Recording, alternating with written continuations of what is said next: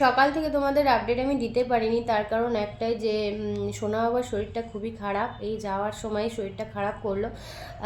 মানে কালকেও রাতে অবধিও ঠিক ছিল, কিন্তু সকাল থেকে দেখছি গা গরম, তারপরে হাঁচি দিচ্ছে, কাশছে। তো ওষুধ তো ওকে সকাল সকাল দিয়ে দিয়েছি, কারণ কি সব ওষুধই তো জানো থাকে সব সময়। তো সেই কারণে শরীরটা ঠিক ভালো না, সেই জন্য চুপচাপ রয়েছে, কোলের মধ্যেই রয়েছে।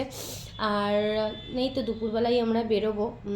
আর কি বলে, সকাল থেকে ভাবছিলাম এই দেহ তোমাদের জানাবো, এই তোমাদের জানাবো, আর হয়ে উঠছিল না, যেহেতু একটু গোছানোর ছিল।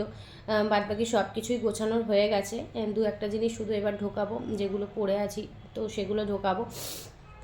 তো যাই, যেটা বলছিলাম যে এখানে আসার কারণই হলো আমার সোনা বাবা। আর সত্যি কথা বলতে মেন উদ্দেশ্যই চলে যাওয়া সোনা বাবার জন্যই, কারণ এই ঠান্ডাটা সত্যিই আমরা নিতে পারছি না। তো সোনা বাবা কী করে নেবে?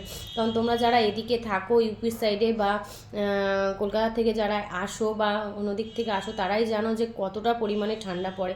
হ্যাঁ, এবার সব জায়গায় ঠান্ডা পড়েছে, তবে এদিকের ঠান্ডাটা তোমার জানো ভীষণ ঠান্ডা পড়ে। তো সোনা বাবা নিতে পারছে না, যার জন্য এখানে থাকা। সেই যদি দুদিন পর অসুস্থ হয়ে যায়, দুদিন পর পর, তো এখানে থেকে কি করব, তাই না? তো তার থেকে বাড়িতে গিয়ে দেখি, চেষ্টা করি একটু সুস্থ রাখার। এটাই জানানো ছিল। টাটা সবাইকে।